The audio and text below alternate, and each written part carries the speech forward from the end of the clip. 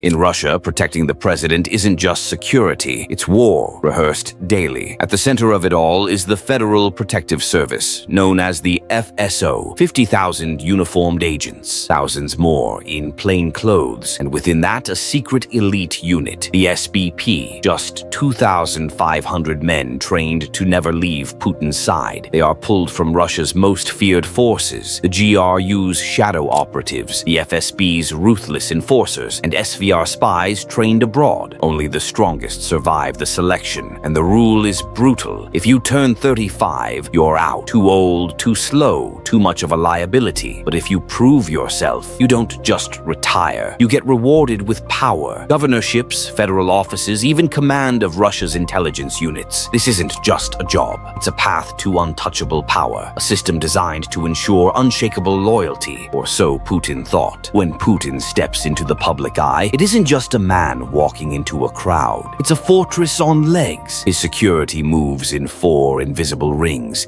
each one deadlier than the last. The first circle, the human shield. These are Putin's innermost guards, the special group, handpicked for their martial arts mastery, sharpshooting precision, and iron discipline. They train with Kevlar umbrellas that unfold into bulletproof walls, briefcases that double as shields, and pistols designed to pierce armor. At any second, they're ready to form a living wall around him, or kill without hesitation. The second circle, the hidden sword. They look like businessmen, diplomats, or even journalists, but their job is to melt into the crowd, their eyes sweeping every movement, every twitch, every cell phone raised too high. To the untrained eye, they're invisible. To anyone who makes a wrong move, they're a nightmare. The third circle, the perimeter. These men don't blend in. They're stationed just outside the crowds, quietly watching, blocking, filtering. They make sure danger never even gets close. They are the net that catches a threat before it touches the stage. The fourth circle, death from above. On rooftops, unseen, lie Putin's snipers, silent, patient, rifles locked on every potential line of fire. One wrong step, one suspicious reach into a jacket, and you'll never even hear the shot that takes you down. Together, these 4 circles form a living, breathing fortress. But this is only what the public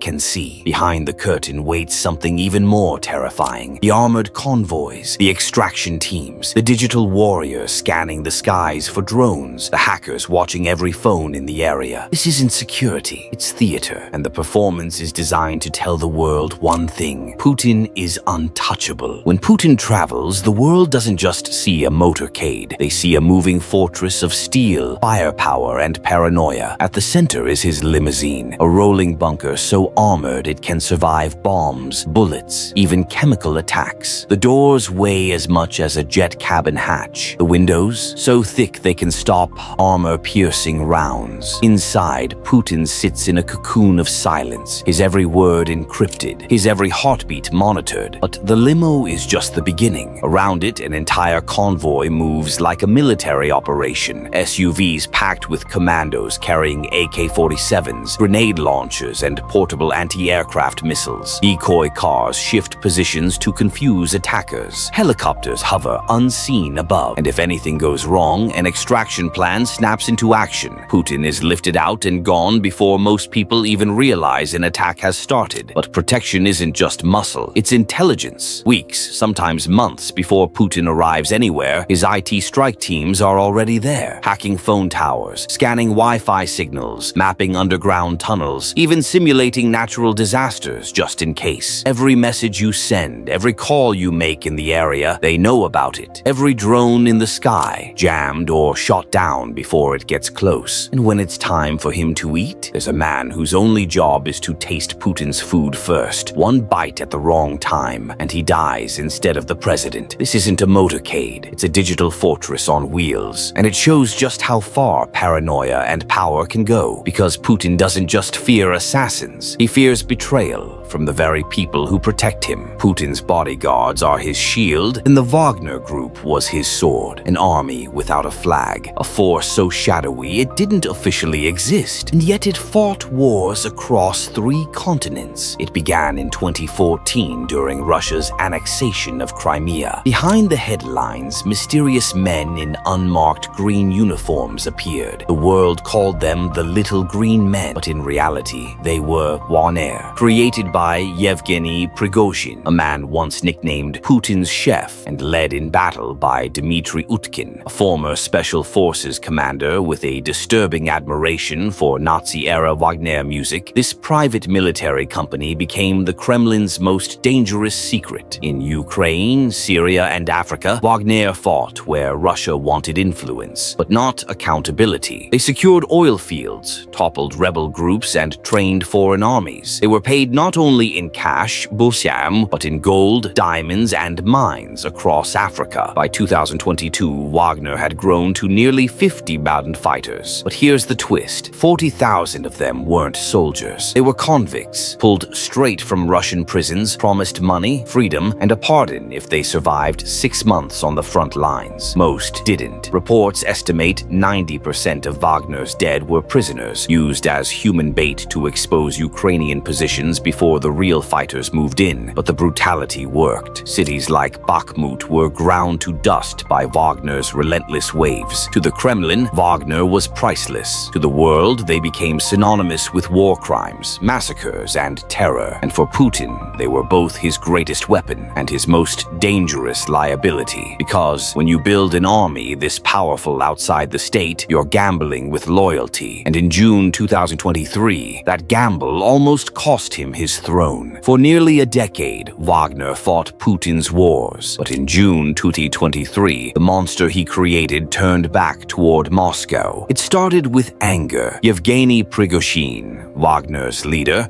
accused Russia's top generals of starving his fighters of ammo, sending them into hopeless battles, and stealing credit for Wagner's victories. But then came the breaking point, a missile strike on a Wagner camp. Prigozhin claimed 2,000 of his men were killed, and he swore revenge. What happened next was unthinkable. In the early hours of June 24th, Wagner forces rolled across the border into Russia. Tanks, armored trucks, anti-aircraft systems, a full-blown private army marching not toward Ukraine, but toward the Kremlin itself. They seized Rostov-on-Don, a major Russian city, without firing a shot. Locals filmed Wagner fighters lounging in cafes while tanks idled outside government offices. Then they moved north, a convoy of thousands of mercenaries, headed straight for Moscow. The world held its breath. Could Putin, one of the most heavily guarded leaders on Earth, be overthrown not by NATO, not by terrorists, but by his own billion-dollar army? Russian warplanes tried to strike the convoy, but Wagner shot some down. Others slipped past. The unstoppable column kept rolling. Estimates varied. 5,000 men, 8,000, maybe even 25,000 armed rebels. It didn't matter. For the first time in 23 years, Putin's grip on power looked fragile. And then, just 200 kilometers from Moscow, the march stopped. Belarusian President Alexander Lukashenko brokered a deal. Wagner would retreat. Prigozhin would go into exile. The rebellion was over, but the damage was done. In a single day, the myth of Putin's untouchable power was shattered. The man with a billion-dollar bodyguard system had nearly fallen, not to an assassin's bullet, but to the betrayal of his own mercenaries. 2 months after the rebellion, Yevgeny Prigozhin was back in the spotlight. He was seen in Belarus, training Wagner troops. He was seen in Africa, striking deals. He even appeared at a summit in Russia itself, smiling, shaking hands,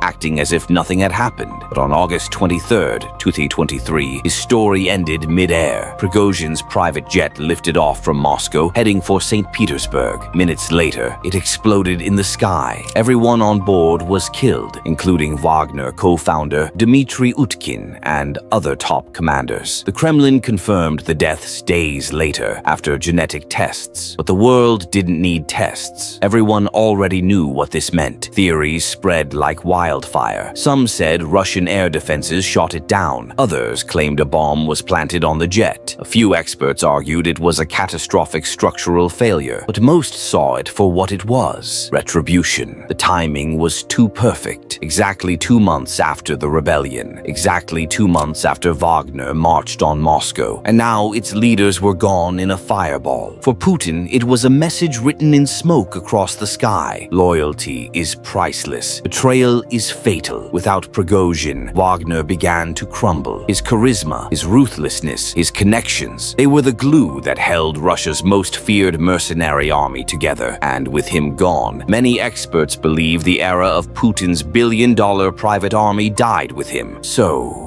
what do we make of it all? President wrapped in 4 circles of bodyguards, a digital fortress on wheels, and a secret army that fought his wars, only to nearly overthrow him. Vladimir Putin built one of the most paranoid security systems in history. But in the end, his greatest threat didn't come from assassins or foreign spies. It came from the very man he trusted to fight his battles. The question is, if even a billion-dollar security empire can't guarantee loyalty, what can? This is just one of many secrets the elite don't want you to know. And if you want a front-row seat into the untouchable world of billionaires, hidden armies, and forbidden luxuries, make sure you subscribe to Luxrish, because here we don't just tell stories, we take you inside the shadows of power.